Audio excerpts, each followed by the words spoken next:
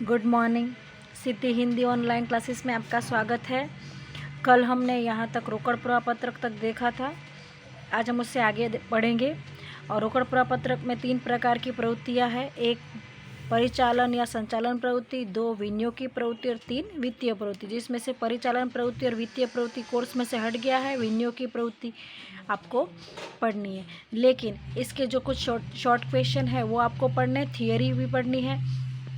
तो जो जो इम्पोर्टेंट है वो वीडियो में आएगा, आपको बराबर ध्यान देना है। अब यहाँ पर एक फॉर्मेट दिया है, रोकड़ प्रवृत्ति है ना, इन तीनों भाग में बांटी है। तो इन तीनों भाग में बांटी है ना, वो सवाल आएगा कि कौन इसमें आएगा। इनके बड़े सवाल है ना, इसका फॉर्मेट वाला बड़ा सवाल वो कैंसिल हो गया है, बताती हूँ। देखो ये सवाल है, शॉर्ट क्वेश्चन है, इसमें से 12 है। आपको परीक्षा में शायद 5 प्रवृत्ति, 4 प्रवृत्ति या 12 की 12 प्रवृत्ति या ऐसे 10 प्रवृत्ति ले ले, 10 व्यवहार ले ले और फिर आपको बोले कि इसको आप बांटो। तो इसको 3 व्यवहार में बांटना है, 1 परिचालन में, 2 वित्तीय में और 3 विनियोग में। तो इसमें से लोन का ब्याज चुकाया, अब आपको याद करना है वो किस में आएगा। फर्नीचर खरीदा किस में आएगा, तो फर्नीचर संपत्ति है तो किस में आएगा, विनियोग में।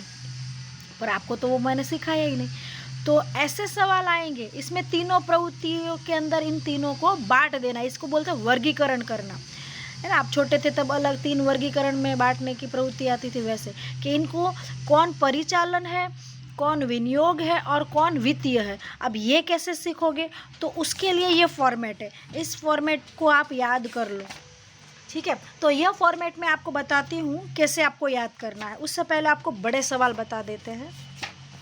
देखो ये ए रोकड़ प्रपत्रक 3 भाग में बांटा है। पहली प्रवृत्ति है परिचालन, तो परिचालन के लिए ये फॉर्मेट है पूरा।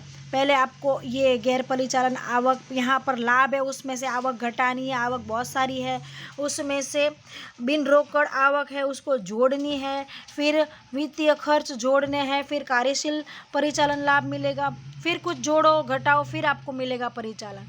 लेकिन ए से लेकर यहाँ तक आप करोगे तो होगा ए यानी परिचालन, फिर ये बी विनियोग और फिर ये सी वित्तीय।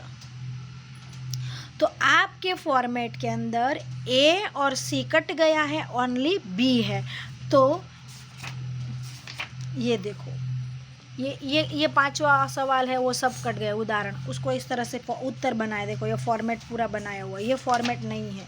ये फॉर्मेट जो बनना था, मैं हर साल ये फॉर्मेट बच्चों को याद करवाती हूँ, तो ये फॉर्मेट आपको कैंसिल हो गया, परिचालन वाला, बराबर। तो ऐसे बड़े जो सवाल है ना, जो इस तरह से फॉर्मेट वाले हैं, वो आपके कोर्स में से निकल गए। लेकिन उदाहरण 1 से लेकर 4 वो क्या है, वर्गीकरण करना, अलग अलग 3 भाग में बांट देना, वो है। उसके लिए थियरी को ध्यान में रखना है कि 3 भाग में बांटना है। पर सबसे देखो यहाँ पर लाभ हानि खाता, यहाँ पर मैं लिखूंगी व्यापार खाता और लाभ हानि खाता, क्योंकि प्रारंभिक स्टॉक और हम सब व्यापार खाते हैं। तो इस फॉर्मेट को याद करना है। मैंने एक अच्छी तरह से अब यहाँ पर बना लिया है, अब देख लो। ओके, अब ये है व्यापार खाता, ये है लाभ हानि खाता और ये है आर्थिक चिट्ठा, ठीक है। अब व्यापार खाते में क्या होता है, स्टॉक, खरीदी और खरीदी के खर्च, और बिक्री की वापसी और अंतिम स्टॉक। लाभ हानि खाते में क्या होता है, यहाँ पर सभी प्रकार के खर्च और उपज यानी सभी प्रकार की आय। आर्थिक चिट्ठे में पूंजी और दायित्व C+L, याद है, A=C+, 11वीं में वो पूंजी यानी कैपिटल, दायित्व यानी लिबिलिटीज और संपत्ति यानी एसेट। तो यहाँ पर पूंजी दायित्व 2 प्रकार के, लॉन्ग यानी दीर्घकालीन यानी बिन चालू, और शॉर्ट यानी चालू दायित्व अल्पकालीन। संपत्ति भी 3 प्रकार की है, चालू, बिन चालू, प्रवाही और अवास्तविक ऐसी। तो अब देखो याद रखने के लिए बहुत अच्छा फॉर्मेट है ये। अब व्यापार खाते में जो भी है वो परिचालन प्रवृत्ति,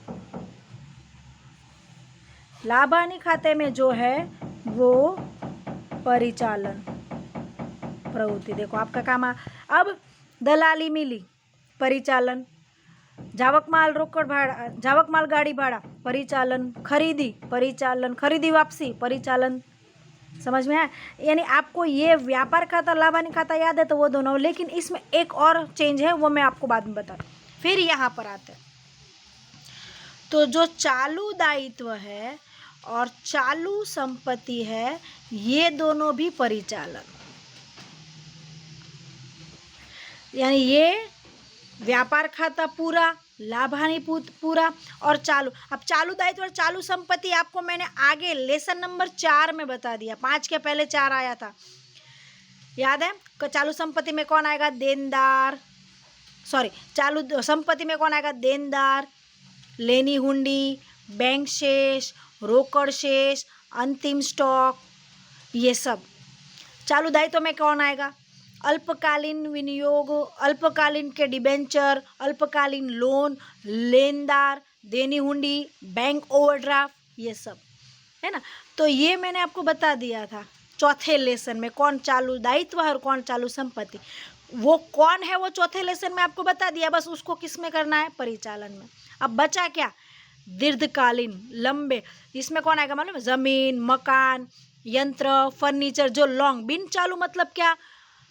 दीर्घकालीन। दीर्घकालीन तो आप जानते हो, जमीन, मकान, फर्नीचर, यंत्र, ये सब लॉन्ग टर्म हम इन्वेस्टमेंट करते हैं। और संपत्ति में हम क्या करते हैं? पैसा इन्वेस्टमेंट ही करते हैं ना, इसलिए इसको क्या कहेंगे? विनियोग। विनियोग की प्रवृत्ति। संपत्ति में हम विनियोग करते हैं, पर जो चालू संपत्ति है वो परिचालन में आएगा। तो अब ये बचा विनियोग, और ये क्या है? वित्तीय प्रवृत्ति, जिसमें आपने पैसे खर्च कर रहे हो। वित्तीय प्रवृत्ति, आपने व्यवसाय में पैसे लगाए हैं और उससे व्यवहार हो रहा है, आपने किसी से उधार लिया है, आपको पैसा देना है, आपने लोन ली है, लॉन्ग टाइम के डिबेंचर खरीदे, वित्तीय प्रवृत्ति में आएगा। तो कितना आसान हो गया देखो इस फॉर्मेट से पहचान, वरना आपको ये सब रट्टा मारना पड़ता। इतने सारे ये सब इतने सारे फॉर्मेट है, ये सब उदाहरण आपको ये सब रट्टा मारना पड़ता। मैंने आपका काम एकदम आसान कर दिया। आपको 3 भाग में बांटना है। तो लॉन्ग टर्म की संपत्ति है ना, तो विनियोग करो, शॉर्ट टर्म है तो परिचालन, बराबर है। और पूंजी और ऐसा लॉन्ग टर्म का दायित्व है तो वित्तीय, बाकी सब परिचालन है। बस एक और चीज को ध्यान रखना है, जैसे 10% के विनियोग। तो विनियोग मतलब क्या? आपने पैसे इन्वेस्टमेंट किए। विनियोग मतलब क्या? इन्वेस्टमेंट किए।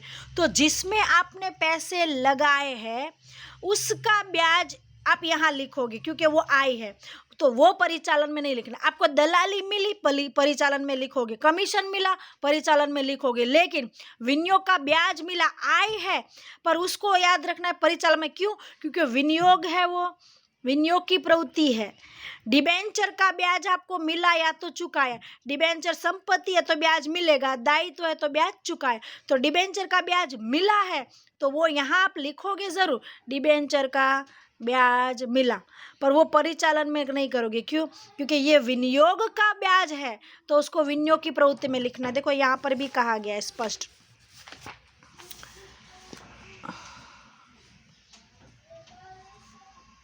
देखो विनियोग ब्याज, उद्भव ब्याज विनियोग का भाग है। विनियोग संपत्ति लेना का व्यवहार है, तो जो विनियोग की हुई संपत्ति है उसका ब्याज है ना, वो आपको खास ध्यान रखना है, बराबर है। कौन कौन सा? देखो अभी पता चला। वेतन किस में आता है? लाभ हानि खाते में, तो परिचालन। लोन ली, अब लोन आपने ली है तो लोन लॉन्ग, यहाँ पर कुछ नहीं कहा है ना, तो ये लॉन्ग टर्म समझ लेना है। तो लॉन्ग टर्म है, लोन ली, तो देखो यहाँ पर दायित्व आ गया ना। मैंने कुछ नहीं कहा है तो लोन किस में आएगा? यहाँ पर। तो कौन सी प्रवृत्ति होगी? वित्तीय प्रवृत्ति, बराबर। उसके बाद मजदूरी चुकाई, लाभ हानि खाते में, यानी परिचालन है। देनदार से प्राप्त, देनदार कहाँ आते हैं? देनदार यहाँ। चालू तो कौन हुआ? परिचालन, बराबर। देनी हुंडी से चुकाए, देनी हुंडी भी किस में आता है? यहाँ पर, तो वो भी आएगा चालू, परिचालन प्रवृत्ति। यंत्र का रोकड़ से विक्रय, अब यंत्र का रोकड़ से विक्रय, तो यंत्र क्या है? विनियोग, विनियोग की प्रवृत्ति। तो आप क्या लिखोगे? विनियोग की प्रवृत्ति, बराबर। देखो यहाँ पर भी लिखा हुआ है, परिचालन नहीं है, संपत्ति का व्यवहार। दलाली मिली, परिचालन है। तो यह फॉर्मेट करने के लिए पहले आपको इसको याद कर लेना है, जो मैंने बहुत अच्छी सरल पद्धति है। तो घर पे एक बार वापस ऐसा फॉर्मेट बनाइए, पर ये याद रहना बहुत ज़रूरी कि व्यापार में क्या आएगा। 11वीं में मैंने ये पूरा फॉर्मेट बता दिया, 12वीं में भी बार बार आया हुआ है। व्यापार खाता, लाभ हानि खाता, परिचालन है, लेकिन डिबेंचर का ब्याज है, लोन का ब्याज है, विनियोग का ब्याज है, किसी का भी इस तरह से जो ब्याज मिला है उसको हम लिखते हैं यहाँ पर। वो परिचालन में एक ब्याज है, वो परिचालन में आएगा, नहीं, बाकी सब परिचालन में आएगा। फिर आर्थिक चिट्ठे को यहाँ पर पूंजी और दायित्व है वो वित्तीय प्रवृत्ति, चालू दायित्व परिचालन, चालू संपत्ति परिचालन और लॉन्ग टर्म की संपत्ति है वो विनियोग। इन्वेस्टमेंट इतना इजी हो गया, संपत्ति में हम क्या करते हैं, इन्वेस्टमेंट विनियोग करते हैं, उसे विनियोग की प्रवृत्ति कहेंगे चालू के अलावा। व्यवसाय में हम पूंजी को अलग अलग विभाग में बांटते हैं और हम अपना व्यवसाय चलाते हैं, उसे वित्तीय प्रवृत्ति कहते हैं, और ये चालू। बराबर, ये फॉर्मेट याद रखोगे तो 1 से लेकर 4 उदाहरण जो परीक्षा में आने वाले हैं वो आपको याद रह जाएंगे।